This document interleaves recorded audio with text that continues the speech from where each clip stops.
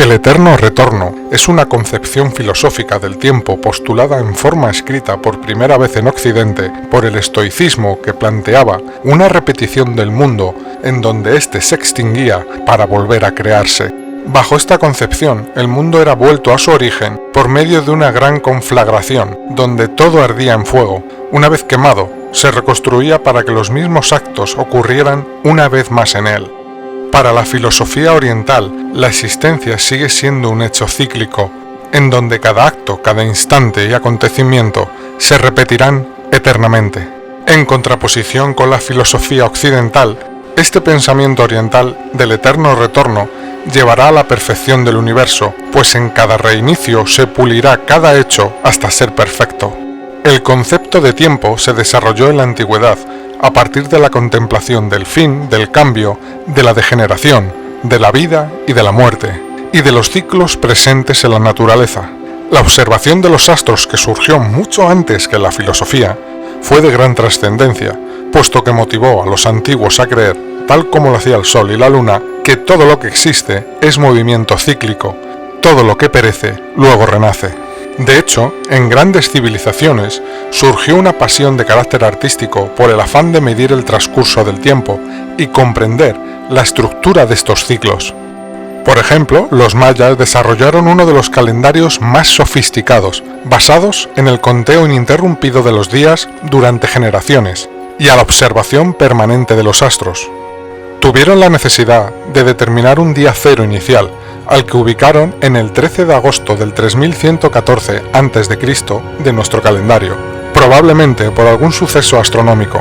Lo más destacable es que no llevaban una sola cuenta de los días, sino varias, sincronizadas brillantemente entre sí, siendo la más importante la de 260 días, llamada Tzolk'in, dividida en 13 meses de 20 días, dado que la numeración maya es en base 20, y la de 365, llamada Hab, dividida en 18 meses de 20 días también, más otros 5 para completar el ciclo. Combinaban estos dos calendarios en la llamada rueda calendárica, creando un ciclo de 18.980 días, que es el mínimo común múltiplo de 365 y 260. Es decir, que cada 52 años del Hab se cumplía un ciclo, que podría entenderse como el siglo maya. Pero el eterno retorno es una noción de origen mesopotámico, según la cual la historia del mundo se desarrolla de forma cíclica. Después de varios millares de años, el Gran Año, se vuelve a producir una misma secuencia de acontecimientos idéntica a la precedente. También los filósofos griegos denominaron palingenesia a esta visión cíclica, palabra que significa nueva génesis, nuevo nacimiento o regeneración. Para los astrónomos babilonios, habían descubierto que las revoluciones sinódicas de los planetas y las revoluciones anuales del Sol y la Luna eran submúltiplos de un mismo periodo común, el Gran Año, al término del cual el Sol y la Luna y los planetas retomaban su posición inicial con relación a las estrellas fijas, concluyendo de aquí que la vida del universo era periódica, que pasaba eternamente por las mismas fases, de acuerdo a un ritmo perpetuo. En la Grecia antigua se planteó esta paradoja como la paradoja de la serpiente a través del dibujo que se le conoce como Ouroboros. Este representa un animal que se engulle a sí mismo. En concreto, se trata de una serpiente que se muerde su cola y comienza a tragarla. La figura que se plantea esta paradoja se expresa de la siguiente manera. Si una serpiente empieza a comerse su cola y acaba comiéndose absolutamente todo su cuerpo, ¿dónde estaría la serpiente? Si está dentro de su estómago, que a su vez está dentro de ella. Esta paradoja de la serpiente hace referencia a la relación tensa entre lo finito y lo infinito, también a lo cíclico de la existencia y de todo lo existente. Desafía el concepto del tiempo lineal, en el que avanza hacia adelante, dejando todo atrás. Esta figura del Ouroboros es una metáfora del encuentro entre el principio y el fin, en el mismo punto. Desde esta perspectiva, no existe en realidad un comienzo y un final, sino una eterna repetición de ciclos en los que todo vuelve a su origen. Por tanto, el tiempo no sería lineal, de manera que podría darse la paradoja de avanzar hacia atrás, de progresar volviendo al principio. Pero también sugiere una realidad: cada instante del presente es devorado por el futuro, quedando ilustrado en la propia vida humana, nace de la nada y vuelve a ella con la muerte. Un aspecto curioso de todo esto es que si bien el Ouroboros fue un símbolo griego que luego se hizo universal, También existe una versión del mismo en la cultura azteca. La diferencia está en que se trata de una serpiente emplumada, pero el concepto es exactamente igual, sin duda una coincidencia curiosa. En Occidente, Nietzsche postuló el principio del eterno retorno, el cual se hizo muy popular, pero que encontró poca continuidad en el pensamiento de otros filósofos. Desde el punto de vista matemático, vendría a ser algo así. El tiempo es infinito, pero la materia y la energía del universo es finita. Si esto es así, el modo de combinarse de esa materia y esa energía es finito. Por tanto, en ese infinito del tiempo, varias veces se repetirá la misma combinación. En otras palabras, lo que ha sido, volverá a ser. Las moléculas que componen mi cuerpo en algún momento volverán a combinarse de la misma manera y producirán otro ser igual a mí. Desde el punto de vista ontológico, el eterno retorno viene a ser una reafirmación de la fugacidad de la vida. Avanzamos hacia nuestra propia nada. Seguramente usted haya tenido un déjà vu, sentir que ya ha vivido antes una experiencia del presente.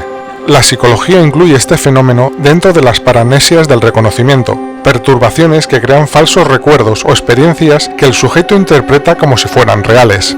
Ahora bien, según esta teoría del eterno retorno, sentir que ya has vivido antes el momento presente puede ser indicativo de que efectivamente, alguna vez, en la inmensidad del tiempo, la misma configuración de la materia que se da ahora tan solo es la repetición de una configuración material que ya se dio en el pasado, y que volverá a darse otra vez en algún momento o en infinitos momentos en el futuro.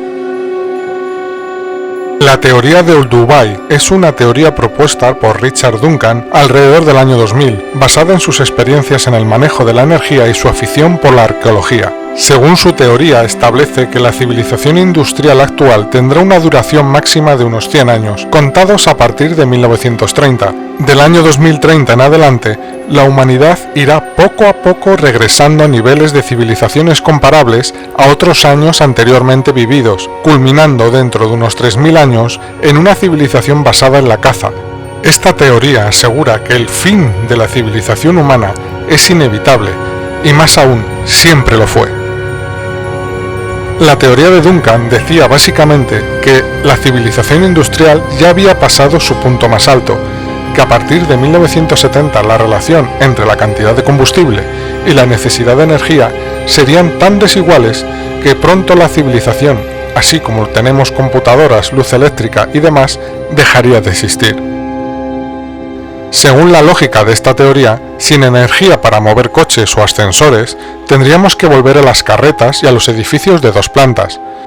A partir de 2030 asegura Duncan que nuestra civilización, que ha gastado tanta energía, será insostenible, y dentro de entre 1000 y 3000 años, la humanidad entera será nuevamente una raza de cazadores y recolectores nómadas, moviéndose en parajes silvestres salpicados de desiertos de concreto y rascacielos. Haciendo una comparativa con la actualidad para determinar qué tan cierto sería esto, los datos recopilados de hecho muestran que existen actualmente una crisis de recursos naturales, no solo del petróleo y del gas natural, sino también de recursos elementales para la existencia como el agua potable, el empobrecimiento del suelo fértil y el empeoramiento de la calidad del aire. Los críticos referentes a esto opinan que se pueden crear nuevos modelos energéticos como las energías renovables o la energía digital sustitutoria de la energía petroférrea. Pero estos detractores no son conscientes de que el petróleo o el gas natural no son las únicas fuentes de materias primas que escasean, sino también hay otra que es muy fundamental para la industria digital, como podría ser el zinc, usado en la industria aeroespacial para misiles y cápsulas espaciales para su óptimo rendimiento por unidad de peso, y también incluiríamos las baterías de zinc para computadoras portátiles, por ejemplo, piezas de fundición inyectada en la industria de la automoción, es decir, como un transmisor de información para los sistemas operativos digitales que también escasean. Esta deficiencia de recursos que actualmente está provocando una crisis energética de la que se está hablando mucho, puesto que está generando conflictos internacionales como la competencia entre las superpotencias por controlar territorios ricos en minerales como los de las tierras raras. Lo que sí es cierto es que a lo largo de la historia muchas grandes civilizaciones han caído por situaciones muy similares a la actual, tal y como ocurrió con la civilización maya o incluso en la crisis final de la Edad del Bronce, y por consiguiente, nuestra civilización no está exenta de que ocurra algo similar.